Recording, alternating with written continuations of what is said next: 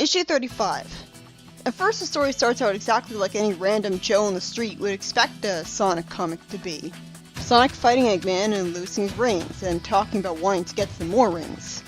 This is a lot like the games. In fact, too much like the games. Let's make it a little more interesting, please. No, not that much! Suddenly we're expected to believe that something super special will happen to Sonic when he collects his 1 billionth ring. I could understand if this was the billionth ring in a row that was absorbed into his aura along with all the others still being there, since I guess that would have a magical effect to it from magic overflow, but that's not the case. So this is very arbitrary. I guess rings have a mind of their own and have been keeping track of how many times Sonic has collected rings for shits and giggles and decided to celebrate this occasion just to toy with them. Also, why the hell was Eggman keeping track of how many rings Sonic had collected in his lifetime? And how could he? Again, the rings leave his aura when he gets hit by something, so Eggman wouldn't have been able to detect them there anymore. How could he possibly know how many rings he had collected throughout his lifetime then? Especially since I'm willing to bet the majority of rings he collected he'd get out of Eggman's sight. So how would he even know about that? Anyways, the rings decide to celebrate Sonic's 1 billionth ring by sending him to another dimension to meet up with an ancient walker. Because ancient walkers live in different dimensions from the one they originated from, apparently. I guess they decided this world wasn't to their liking. Oh, I guess Tails did tell everyone about his mini-series adventure and get believed by them. So why did he mention meeting authorities if he hadn't mentioned it yet, and not get reacted to by his friends at all? This ancient walker is still nothing like the ones Tails had met, though. She looks completely different and is actually able to talk in a booming old English godlike way, so why does Sonic recognize them? So if ancient walkers can talk, why did they have to communicate with Knuckles through pictures? Were they different, like, subspecies? And if only this one can talk, then why? Why is he the only one who bothers to try to learn other languages? And how do you find out how to learn them? Did he sign up for English courses over the internet? The ancient walker had Sonic's ring burn, and it lifted him up really high for some reason, saying that it was arbitrarily no ordinary ring, and figures out that Sonic had gotten his billionth ring. The billionth ring saved Sonic from falling into a green sea by growing. I told you rings have a mind of their own. This is way more interesting than the games, at least. Again, it's chaos energy. It makes sense that it be chaotic. Sonic realizes that rather than being a sea of pollution, it's a sea of chaos emeralds. How did he figure that out? So, what? Liquid melted down chaos emeralds? You'd think that sea would be extremely hot then, to the point of the convection alone killing Sonic, since it must require some pretty high temperatures to keep a gemstone liquid. He meets another ancient walker, who once again is able to speak his language for once. So did this guy take English courses too? It's not like he lives with regular people, so how would he learn it?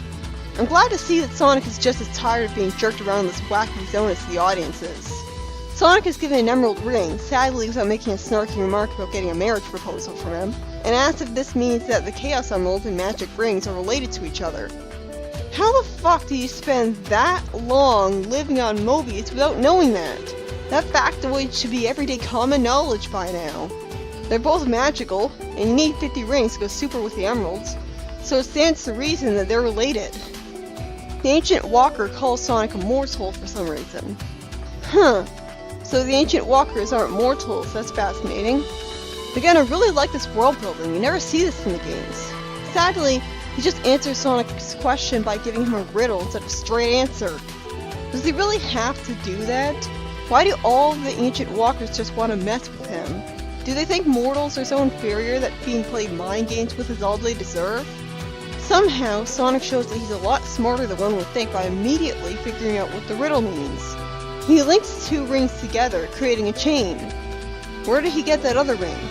Anyways, as a reward for solving the riddle, Sonic is sent into another location by a chain of rings, another cool concept. After Sonic reminisces about how this place reminds him of Alan Cow's horizontal and vertical dimension, which I like, some more mind screw stuff happens that briefly made me wonder if this is all a dream of Sonic's. And the ring Sonic's running on like a treadmill forms into the symbol for infinity. Good thing rings are familiar with the meaning of the infinity symbol that humans use. For some dickish reason, When another ancient walker says he may ask him one question, he takes Sonic's just one response as an actual question and says yes, sending him away. What a jerk. Sonic in desperation tries to comfort himself by the idea that maybe this isn't fair is the ultimate answer to every question, when he said that answer, and isn't. For example, the question of where's my TV remote would be answered by, it's on my desk right in front of me, not by, this isn't fair. I think Sonic's going mad from all this. But again, Sonic shows himself to be a lot smarter than Colors would have you believe by figuring out what all of this lore about the rings means. The chain of rings is where magic rings go when they leave a zone. I'm guessing because rings become extremely lonely if they're separated from their buddies for too long. Though he also wonders if that's where they come from as well. Maybe it's both, like a never-ending cycle. Sonic also wonders if his universe is shaped like one strand of DNA in a huge entity because of the triple helix ring thing. I imagine it to be more like a square shape, to be honest. So that's kind of confusing. And again, another hard to believe invention of Eggman's. Why would Eggman be able to build a dashboard alarm that's able to alert him to Sonic re-emerging from another dimension near him before he even did it yet? It's not like he can detect his DNA, because there's no DNA in his dimension to detect yet. And why does he think it's fantastic that his arch enemy is coming back? Doesn't he want him gone? The way that Sonic emerges from the portal destroys the engine of Eggman's device and sends him flying out of control after some extremely stilted dialogue where he tells the audience what's blatantly happening on the page. You know, so kids won't get confused. I don't mention that every time because it'll get repetitive and make it a lot more annoying to me when I point out so much. But seriously, that is like every issue, and even fanfictions don't make that kind of dialogue. Sonic explains that the rings surrounded him with a protective aura as he returned. Like rings always do, because they act like invincibility creators. Why are you acting like this is new?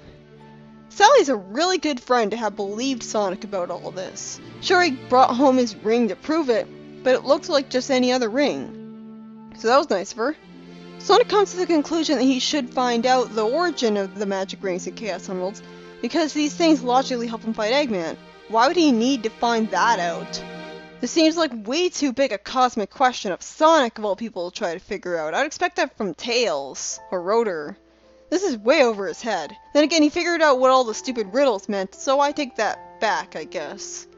And the story just ends, to be continued later on. I was expecting this story to go on for a lot longer than that. And then we get the Knuckles story continued, with Knuckles boringly pondering to himself yet again about stuff we already know. He wonders how everything that's happened to him recently could be connected to the ancient legends that surround Mount Fate. Why would they? He's really desperate for an explanation for all this. I mean, I'm sure it is true, but why couldn't it just be that this is just some random mountain? Why does it have to matter that it's Mount Fate? He remembers the tales his father had told him about the echidna's salvation, that's a weird word to use in a Sonic comic, and how the salvation, betrayed by arrogance, I'm gonna doubt that one, nearly destroyed the world. What, did they build a nuclear weapon? It's explained in a flashback that ever since the island was sent above the land, echidna science has struggled to regulate the effects of the emerald so that the island will stop floating. Huh? First of all, why wouldn't they just be able to tell the emeralds, "Hey emeralds, let us down"? If they were able to tell the emeralds to make the island rise, naturally since they're magical artifacts and this bends to their holder's will as magic would do, then why the hell can't they use them to land the island too? This at least explains why the island continued to float for generations instead of just returning to land immediately after dodging the comic, as if it was rising out of the ground and then falling like a dribbling basketball. But I assumed that the reason they stayed above land was because of the strategic advantage of their society being isolated on a floating island, protecting them from invasions from other civilizations. Who wouldn't want that? Although I guess if they're the only civilization advanced like that, they shouldn't have to worry about that. But just because their less advanced invaders would lose the war with them doesn't undo the fact that they could still hurt people and cause significant damage. Even the ancient Mongolians still damaged China and other places despite having less advanced technology. I understand that the echidnas would be feeling homesick for the days when their civilization was on the land like it should be, Except I don't, because generations have passed. You'd think they would have gotten used to it by now, and taken pride in how their floating island is so unique and special, making them unique and special. And these guys are talking as if every echidna was wanting to return to the land for the sake of it, and the narration implied that as well. So it's not like only these few guys wanted this, which would have made a lot more sense. You'd think that spending so much time above the land would cause the people born while it was floating to not mind that it was floating. Why would they? They don't know what they're missing. It's not like they're all suffering from the high altitude causing a lack of oxygen or motion sickness from the island floating up and down like a boat in the sea, because none of these echidnas look sick, and if a lack of oxygen was going to be a problem, they would have all died from the island first rising to the sky. Obviously, we had a bubble of air around the society was encapsulated for them situation here. It's not like the high altitude makes it too cold for them either. It makes sense that the scientists echidnas don't want to remove the emeralds from the chaos chamber outright and cause the island to drop like a stone, because that would have devastating effects on both the island and the land it would land on. Buildings on the island would rise up and tumble from the physical jerk and all that stuff. People would probably die. It wouldn't be so bad if there wasn't an entire city of people on the island here. Angel Island in the games falls from the sky all the time and nothing gets destroyed. But there are fragile buildings to worry about. So instead of appreciating the benefits of living on a cool floating island, the scientist echidna proposes to train a device upon the emeralds that will gradually absorb their energy until the unimaginatively named Echidna Polis would be once again joined with the land, which totally won't cause an explosion from an overload of magical chaos emerald energy being absorbed by something. Seriously though, Echidna Polis? You'd think they'd name their city something else. Not exactly easy to say. Also, is it really true that every echidna ever is living in the city? Well, to be fair, they never explicitly say that to be the case. But if that is, there's not very many echidnas in the world. And you'd think if echidnas were so advanced, they would have taken over a whole lot more territory and increased their population a lot more. Wait a minute, overpopulation? Is that why they're so worried about keeping their city restricted to just one island forever? They can't expand the city much? Problem is, I'm pretty sure in a society as advanced as theirs, if they wanted to return to the land, they would just get onto planes and do so. Why can't the echidnas just start building a city back on the land, and they can just use planes to get from the island to the land? This is a pretty major plot hole. I refuse to believe they wouldn't have been able to do this. I guess they really, really care about getting their one city landing on the ground just for the sake of it, even though the people themselves can just move. This is a really fascinating concept. I'm really engaged in it, so it's a shame that it falls apart if you sneeze at it. It makes sense that the scientists get denied their plan by a judge, pointing out that tampering with the forces of nature could be dangerous. But he really should have made it more clear to them why he's saying no. Just the words explosions could have been enough. Instead, he makes the scientists have a motivation to go behind his back and do it. Also, why is this judge even here? I thought we were at a science convention between scientists. I like the dynamic between the two scientists where one of them doesn't want the other to try the plan anyways. I was impressed. I was expecting that both of them would be on the planet at the same time. But it's annoying that Dimitri, the one who logically wanted to try the plan, says the line, "Reason had its day." It's a fun line, I guess, but you're not supposed to have characters who are supposed to be crazy outright say that they're crazy. No one would actually think that, because then they would realize that they're crazy, wouldn't they? And you don't have to portray a scientist as crazy just for wanting to prove that their theory is right. It's like strawmanning him. He's just being stubborn and wants to prove he's right. But this craziness comes out of nowhere as a weird character shift. He also shows that he knows there's risk from the emerald by putting a sort of welding mask on to protect himself. As if that'd be enough. So you'd think he would know not to do this then. And if the echidnas are so advanced, why can't they just send a robot to do this instead of Dimitri doing it himself? An explosion happens when Dimitri upping the absorption rate past the siphon's tolerance level. I knew that was gonna happen. If they made the siphon, wouldn't they make the tolerance level better? And it's assumed that he had died. Why wouldn't he have died? He was caught in an explosion. That would have destroyed his body, wouldn't it? It's explained that this explosion is what caused every Chaos Emerald in the Chaos Chamber except the last one to be destroyed. Sure is convenient that the last one was arbitrarily spared. Apparently, one emerald is just as powerful as a huge amount of them now.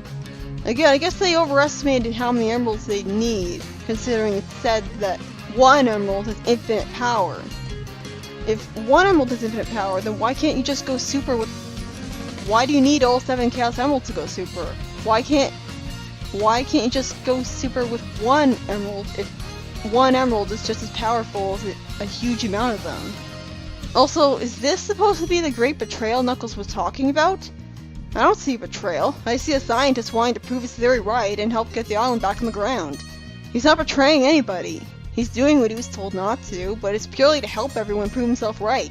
He's not trying to actively inconvenience anybody.